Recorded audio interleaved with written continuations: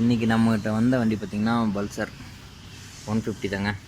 இதில் என்ன பண்ணிட்டாங்கன்னா, நம்ம கீர் லிவர் இருக்குல்லங்க, அதை வந்து உள்ள கீர் சாக்கெட்டோடு சேர்த்து வெல்ட் அடிச்சிட்டாங்க. இப்போ பார்த்திங்கன்னா ஆயில் சீல் வந்து உள்ளே ஃபுல்லாக லீக் ஆகிட்டு இருக்குது. அதை நம்ம கரெக்ட் பண்ணணும். அதுக்காக தான் நம்மகிட்ட வந்திருக்கு வண்டி.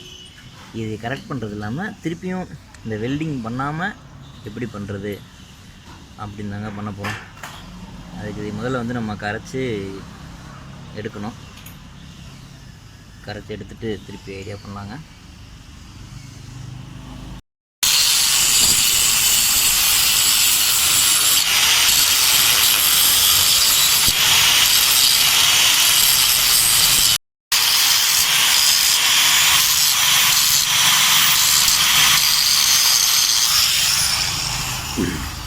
இப்போதைய பக்காவாக கிரைண்ட் பண்ணி ஃபுல்லாக எடுத்தாச்சு.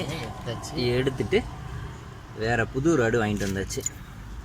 புது லிவர். இந்த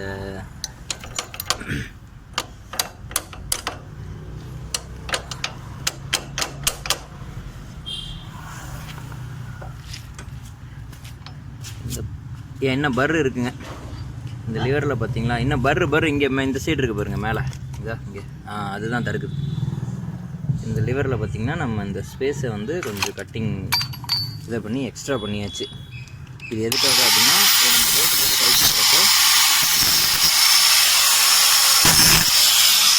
இங்கே இருக்குங்க, இங்கே கேட்குறீங்களா, இங்கே இந்த இது இருக்குங்களா, அது ஃபுல் ட்ரெஸ் கழட்டி விடுவா. ஓகே, இது நம்ம இப்போ ஃபிட் பண்ணுறோம்.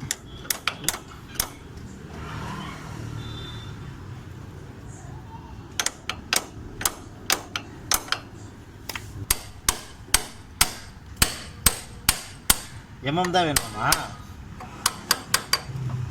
ஓகே. இப்போ இந்த லிவர் பார்த்திங்கன்னா பக்காவாக ஃபிக்ஸ் ஆகிடுச்சு.